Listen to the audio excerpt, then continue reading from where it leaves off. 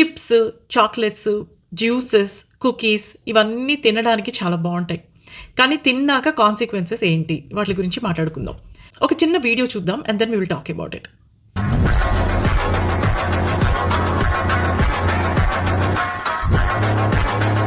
So ఈ video చూసాం కదా, ఇందులో సెలబ్రిటీస్ మంచిగా జ్యూసెస్ అన్నిటిని ప్రమోట్ చేస్తున్నారు. But we should also remember that these are the same celebrities that actually never consume the drinks as well.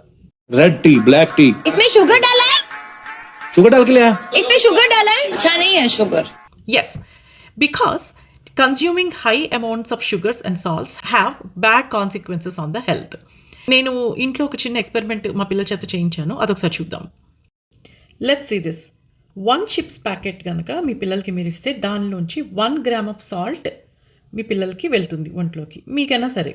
Rice krispies or cornflakes ఇస్తే 1 bowl of rice krispies or cornflakes can actually give you 4 grams of sugar. ఆ ప్యాకెట్లో చూసారు కదా, అంత sugar వెళ్తుంది.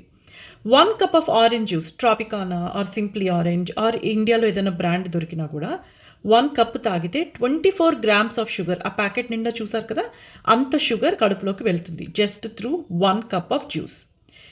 2 Oreo cookies or 2 cream biscuits తిన్నారు అంటే, are 1 chips ahoy అంటే ఒక చాక్లెట్ చిప్ కుకీ తింటే 14 grams ఆఫ్ షుగర్ వెళ్తుంది కడుపులోకి. అదే కనుక కోకో పఫ్స్ మన సీరియల్ ఉంటుంది కదా, అది చిన్న 1 bowl తింటే 9 grams ఆఫ్ షుగర్ వెళ్తుంది.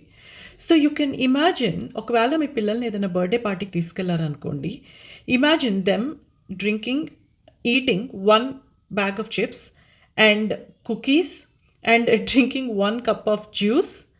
ఎంత అమౌంట్ ఆఫ్ షుగర్ వాడి కడుపులోకి వెళ్తుందో ఒకసారి మీరే ఆలోచించండి.